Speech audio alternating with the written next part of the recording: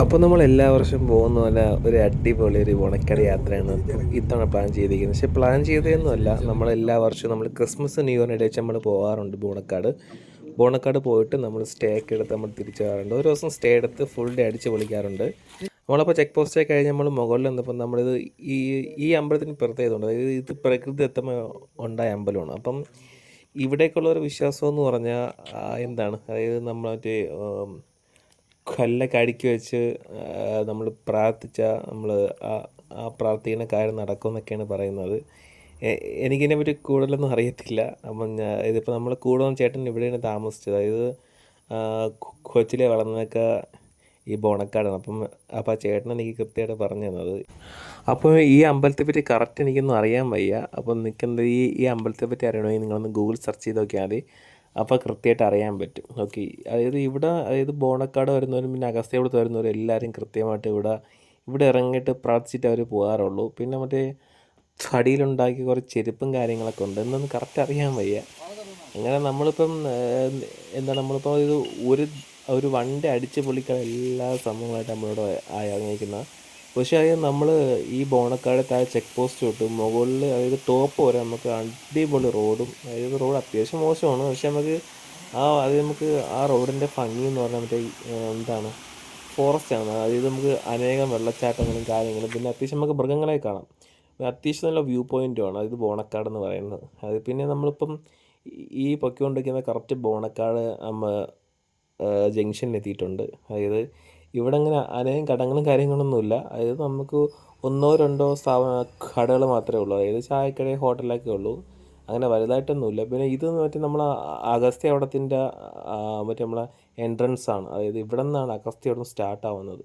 അതായത് ബോണക്കാട് നിന്ന്, അതായത് ഈ പോസ്റ്റ് ഓഫീസില്ല, അതായത് ഈ പോസ്റ്റ് വഴിയാണ് ഈ പോസ്റ്റ് ഓഫീസ് വഴിയാണ് നമുക്ക് റോഡ് വന്നിരിക്കുന്നത്. പിന്നെ ഇതാണ് അഗസ്ത്യപുരത്തിൻ്റെ അതായത് എൻട്രൻസ്. ഇവിടെ മാത്രമേ നമുക്ക് അഗസ്ത്യപുരത്ത് നമുക്ക് എൻട്രൻസ് പോകാൻ പറ്റുള്ളൂ. ഓക്കെ, അപ്പം അതായത് ഈ പോകുന്ന റൂട്ടെന്ന് പറഞ്ഞാൽ നമുക്ക് ഇത് പണ്ടത്തെ തേയില ഫാക്ടറിയാണ്. അതായത് ഇപ്പം ഇല്ല, അതായത് പണ്ടത്തെ തേയില ഫാക്ടറിയാണ്. ഇവിടെ അനേകം മെഷീനും കാര്യങ്ങളൊക്കെ ഉണ്ടായിരുന്നു. പക്ഷെ അതിപ്പോൾ ഒന്നുമില്ല. അതൊക്കെ ആൾക്കാരൊക്കെ എടുത്തുകൊണ്ട് പോയെന്നൊക്കെയാണ് പറയുന്നത്. പിന്നെ ഇപ്പോൾ കുറേ ഇരുമ്പിലെ കുറേ ചക്രം കാര്യങ്ങളൊക്കെ ഉള്ളൂ, വേറൊന്നും കാര്യങ്ങളൊന്നുമില്ല. അപ്പം ഈ കാണുന്നതാണ് അഗസ്ത്യമല. അതായത് ഇതിൻ്റെ മറുഭാഗത്ത് കാണുന്നതാണ് അഗസ്ത്യമല. അപ്പം ഇതിപ്പോൾ ഞാനൊരു അഗസ്ത്യമലൊന്നും പോയിട്ടില്ല. എനിക്ക് നല്ല ആഗ്രഹമുണ്ട് പോകാനൊക്കെ, പക്ഷേ എനിക്കിതുവരെ പറ്റിയിട്ടില്ല. ഓക്കെ, എന്തായാലും എല്ലാവരും അഗസ്ത്യവടത്തിൽ പോകണം. അതായത് നമ്മുടെ ജീവിതത്തിൽ ഒരു പ്രാവശ്യം പോലും അഗസ്ത്യവടത്തിൽ പോകണം. നമുക്ക് വളരെ എക്സ്പ്ലോർ ചെയ്യാൻ പറ്റിയ സ്ഥലമാണ് അഗസ്ത്യവടം. ഓക്കെ, അതായത് ഞാൻ എല്ലാ വർഷവും ബോണക്കാട് വരുന്നതാണ്. അപ്പം അതായത് ബോണക്കാട് എത്ര ഭംഗിയാണ്, അഗസ്ത്യവടം വളരെ ഭംഗിയാണ്. ഓക്കെ, പിന്നെ ഇവിടെ കുറേ നമ്മളെ സഹായിക്കാൻ കുറേ പട്ടികളൊക്കെ ഉണ്ട്. അതായത് എന്തെങ്കിലും മൃഗങ്ങളോ എന്തെങ്കിലും വന്നാൽ അതായത് നമ്മളെ അറിയിക്കാൻ കുറേ പട്ടികളും കാര്യങ്ങളൊക്കെ ഉണ്ട്. പിന്നെ അടിപൊളി ചായ കുടിച്ച് നമ്മൾ നേരെ അതായത് നമ്മൾ ഇവിടെ നിന്ന് 2 കിലോമീറ്റർ ഉണ്ട്. അതായത് നമ്മൾ താമസിക്കുന്ന സ്ഥലത്ത് 2 കിലോമീറ്റർ ഉണ്ട്. അപ്പം അത്യാവശ്യം അതായത് നല്ല വ്യൂ പോയിൻറ്റും കാര്യങ്ങളൊക്കെ ഉള്ളതാണ്. അതായത് ഈ കാണുന്നതാണ് പേപ്പാറ ഡാമിൻ്റെ വ്യൂ പോയിൻറ്റ്. അതായത് നമുക്ക് പേപ്പാറ ഡാമിൻ്റെ വ്യൂ പോയിൻ്റ് ഉണ്ട്. പിന്നെ അത്യാവശ്യം നമ്മൾ വന്ന ക്ലൈമറ്റ് എന്ന് പറഞ്ഞാൽ അത്യാവശ്യം നല്ല തണുപ്പും നല്ല കാറ്റും ഉണ്ട്. അതായത് നമുക്ക് രാത്രിയാകുമ്പോൾ നമുക്ക് പുറത്തിറങ്ങി ഇരിക്കാൻ പറ്റാത്ത തണുപ്പായിരുന്നു. പിന്നെ അത്യാവശ്യം നല്ല കാറ്റും. അപ്പോൾ നമ്മൾ താമസിക്കുന്ന സ്ഥലമാണ്. അപ്പം ഈ താമസിക്കുന്ന സ്ഥലത്തിന് ആവശ്യമുള്ള വ്യൂ പോയിൻ്റൊക്കെ ഉണ്ട്. ഓക്കെ, അപ്പം ഇതിപ്പോൾ രണ്ടാമത് ഗവൺമെൻറ്റൊക്കെ പണിത് കൊടുത്തതാണ്. ഇതൊക്കെ ഇടിഞ്ഞ് പൊളിഞ്ഞ് വീഴാറായതാണ്. പിന്നെ നമ്മളെ ടി വി ഉണ്ട്, വിജയ് അണ്ണൻ്റെ ഫോട്ടോസൊക്കെ ഉണ്ട്. തളപതി വിജയ് നമ്മളെ വിജയണ്ണൻ്റെ ഫോട്ടോസൊക്കെ ഉണ്ട്. ഇതൊക്കെ പണ്ടത്തെ വീടുകളാണ്. അപ്പം പണ്ടത്തെ ഇതൊക്കെ എനിക്ക് തോന്നുന്നു ഒരു 50-60 വർഷം പഴക്കമുള്ള വീടുകളൊക്കെയാണത് എന്നാണ് തോന്നുന്നത്. പിന്നെ പഴയ കട്ടിലും കാര്യങ്ങളൊക്കെ ഉണ്ട്. പക്ഷേ നമ്മളെ കേരള ഗവൺമെൻറ് ഇതിപ്പോൾ പുതുക്കി കൊടുത്ത വീടാണ്. ഫസ്റ്റ് ഇത് ഓടൊക്കെയായിരുന്നു, അത്യാവശ്യം ചോരും. അതായത് നമ്മൾ കഴിഞ്ഞ വർഷം വന്നപ്പോൾ നമുക്ക് കിടക്കാൻ പേടിയായ വീടാണ്. ഇപ്പം നമ്മൾ അകത്താണ് കിടന്നത്. അത്യാവശ്യം നമുക്ക് സേഫായിരുന്നു അകത്തെ. അതായത് നമുക്ക് പുറത്ത് നല്ല മൃഗങ്ങളെ ശല്യം ഉള്ളതുകൊണ്ട് നമുക്ക് അകത്തായിരുന്നു സേഫ്. അതായത് നമുക്ക് ആളെണ്ണം കുറവാണ്. ഇത്തവണ നമ്മൾ 5 പേരെ വന്നിട്ടുള്ളൂ. ബാക്കി കഴിഞ്ഞ വർഷം നമ്മൾ 10 പേരാണ് വന്നത്. പിന്നെ നമുക്ക് ഒരു കറണ്ട് ഇല്ല നമുക്കിവിടെ. അപ്പം കറണ്ടിന് വേണ്ടി കഷ്ടമാണ്. അപ്പം നമ്മൾ സ്ക്രൂ ഡ്രൈവറും കാര്യങ്ങളും ടൂൾസും നമ്മൾ എടുത്തിട്ടില്ല. അങ്ങനെ നമുക്കൊരു പഴയ ഒരു സ്റ്റാറിൻ്റെ സ്ക്രൂ ഡ്രൈവറെ കിട്ടി. അങ്ങനെ എല്ലാം സെറ്റാക്കി. പിന്നെ നമ്മൾ ഫുഡ് പാചകത്തിൻ്റെ തയ്യാറെടുപ്പിലാണ്. പക്ഷേ നമ്മൾ ഇത്തവണ നമ്മൾ പാചകം മൊത്തം നമ്മൾ ദിനോണ്ണയാണ് ഏൽപ്പിച്ചേക്കുന്നത്. ഇതാണ് നമ്മളെ വിനീതാണ്. വിനീതാണ് കിഴങ്ങ് വെട്ടിക്കൊണ്ടിരിക്കുന്നത്. അത് രണ്ടും സെയിം തന്നെ. പക്ഷെ അണ്ണം പൊളിയാണ്. ഓക്കെ. പിന്നെ നമ്മുടെ പാചകം മൊത്തം ദിനോണ്ണനാണ്. അപ്പോൾ അതായത് ദിനോണ്ണൻ നമ്മളെ കുക്കായി. നമ്മുടെ ടീമിലെ കുക്കാണ് ദിനോണ്ണൻ. പിന്നെന്താണ് കറണ്ടിനുള്ള തയ്യാറെടുപ്പാണ് നമ്മളെ രാജീവനും നമ്മുടെ രമേശനൊക്കെ. അപ്പം നമ്മളെ പഴയ സ്റ്റാറിൻ്റെ സ്കൂട്ടറാണ് നിങ്ങൾ കണ്ടത്. അതായത് ഒരു പി വി സി പൈപ്പിലാണ് നമ്മൾ സ്റ്റാറിൻ്റെ സ്കൂട്ടറൊക്കെ വന്നിരിക്കുന്നത്. പണ്ടത്തെ ടൂൾസാണ് ഇവിടുത്തെ. അതുള്ളതുകൊണ്ട് മാത്രം നമുക്ക് കറണ്ട് കിട്ടി. ഇല്ലെങ്കിൽ നമ്മൾ ഇരട്ടത്തെ അടയ്ക്കേണ്ടി വന്നേനെ. അപ്പോൾ അത് പറഞ്ഞാൽ നമുക്ക് രാത്രി നല്ല കൊതുക് ശല്യമുണ്ട്. അതുകൊണ്ട് നമ്മളൊരു 3 കവറ് നമ്മൾ തിരി വാങ്ങിയിട്ടുണ്ട്. അല്ലെങ്കിൽ പിന്നെ കൊതുക് കടി ചൂപ്പാട് വരും. അപ്പോൾ രമേശ് ചേട്ടൻ നമുക്ക് കറണ്ട് വരാണ്ട് എല്ലാം സെറ്റപ്പും ചെയ്ത് ഇപ്പോൾ കറണ്ടൊക്കെ വന്നിട്ടുണ്ട്. അപ്പോൾ ഞാൻ പറഞ്ഞ നമ്മളെ കുക്ക് തിരുവണ്ണനാണ്. അപ്പോൾ നല്ല അടിപൊളി മരിച്ചീനിയാണ് സംഭവം.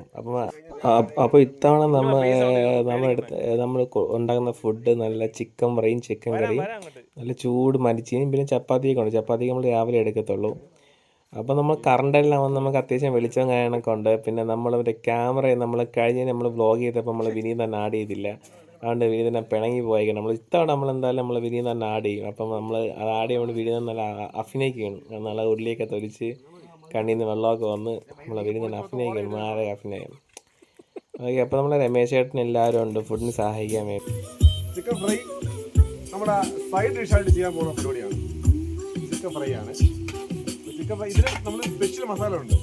അതായത് നമ്മൾ ഈ സാധാരണ മസാല അല്ല. നമ്മൾ ഒരു 9 ഐറ്റം നമ്മുടെ കൂട്ടുകളും ചേർത്ത് നമ്മൾ സ്വന്തമായിട്ട് കല്ലിലിടിച്ച് പൊടിച്ച് എടുത്ത സാധനം. ആ വീഡിയോ നമുക്ക് എടുക്കാൻ പറ്റില്ല. അത് എടുത്തിട്ടുണ്ടാകും. അതുകൊണ്ട് കാണിച്ചു നോക്കാം. നമ്മളെ ഈ മിക്സി ചെയ്ത് പൊടിക്കുന്നത് നമ്മൾ ഇടിച്ച് പൊടിക്കുന്ന വ്യത്യാസമുണ്ട്. അത് ടേസ്റ്റ് വ്യത്യാസമുണ്ടാവും. അപ്പോൾ ആ രീതിക്ക് ചെയ്ത ഒരു മസാല വെച്ചിട്ട് നമ്മൾ ചിക്കൻ ഫ്രൈ ഇതാണ് നമ്മൾ ചെയ്യാൻ പോകുന്നത്. അതിൻ്റെ ഒരു പ്രത്യേക ഒരു മണം തന്നെ നമ്മൾ സാധാരണ കിട്ടുന്ന ഒരു മണമല്ല. പ്രത്യേക ഒരു മണം ഉണ്ടല്ലോ അധികം ചെയ്യുന്നത്. അത് നമ്മൾ പഴയ നാച്ചുറൽ ടെക്നോളജിയാണ്. അത് അടുപ്പ് കൂട്ടി വിറവിൽ കത്തിക്കുന്നത്. നമ്മൾ ഗ്യാസ് സ്റ്റൗവിലും മണ്ണെണ്ണ സ്റ്റൗവിലും ഇല്ല നമ്മൾ ഡീസൽ അടിച്ച് കത്തിക്കുന്ന സ്റ്റൗവിലും കത്തിക്കുന്ന ടേസ്റ്റ് ഒന്നും ആയിരിക്കില്ല അതിനകത്ത് കിട്ടുന്നത്. നല്ല ടേസ്റ്റ് കിട്ടും.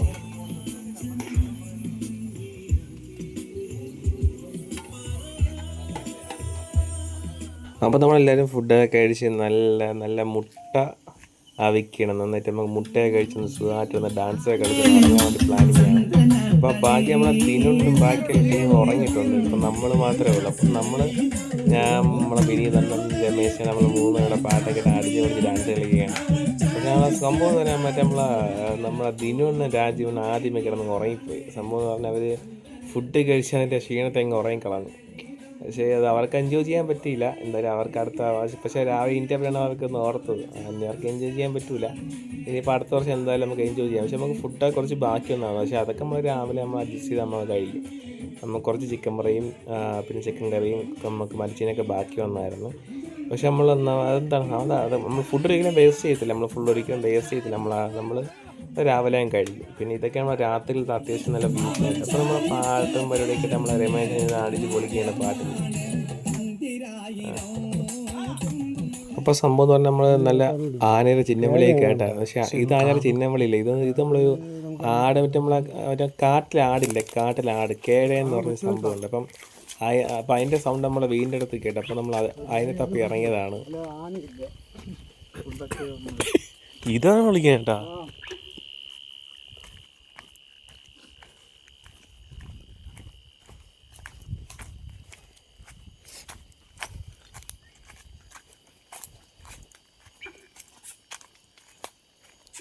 ആക്രമിക്കുന്നില്ലല്ലോ അത് ഇല്ല.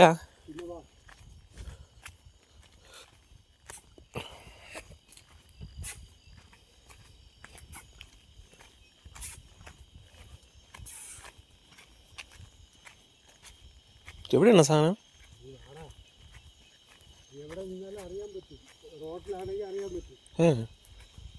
റോഡിലല്ല.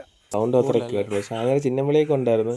അപ്പോൾ നമ്മൾ സമയം എന്താ 1 മണി 2:30 മണിയായപ്പോൾ നമ്മൾ ഉറങ്ങാൻ വേണ്ടി ഞാൻ ഉറങ്ങാൻ വേണ്ടി തയ്യാറെടുക്കണം. ബാക്കിയെല്ലാവരും കിടന്ന് ഉറങ്ങി. പിന്നെ നമ്മളെ വിനീതൻ നല്ല കൂർക്കമ്പലിയാണ്, ഒട്ടും സഹിക്കാൻ പറ്റിയില്ല, നന്നായിട്ട് ഉറങ്ങി. പക്ഷേ ഞാൻ രാവിലെ എണീറ്റ് നമ്മൾ അടിപൊളി വ്യൂ പോയിന്റ് നമ്മളെ ബോണക്കാടിൻ്റെ ഭംഗിയാണ്. വെളുപ്പിന് 5:30 മണിയാണ്. ആ ഭംഗി നോക്കിയാണെങ്കിൽ ബോണക്കാടിലെ അടിപൊളിയാണ്. രാവിലെ നല്ല തണുത്ത കാറ്റും നല്ല നല്ല തണുപ്പും.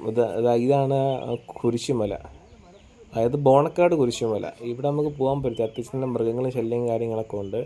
നമുക്കിത് പണ്ട് ഓപ്പണിംഗ് ആയിരുന്നു, പക്ഷേ ഇപ്പോൾ ഓപ്പണിംഗ് ആണ്. ഇപ്പം നമുക്ക് അത് ഫോറസ്റ്റുകാർ അടച്ചിട്ടുണ്ട്. ഇതൊക്കെയാണ് നമ്മളെ ബോണക്കാട് നമ്മൾ റിട്ടേൺ പോകുന്ന ഒരു വ്യൂ പോയിന്റ്, നമ്മളെ റോഡിലെ വ്യൂ പോയിന്റ്. രാവിലെ 8 മണി, അടിപൊളിയാണ്. നിങ്ങൾ നോക്കിയാണ് എന്താ ഭംഗി, അടിപൊളി.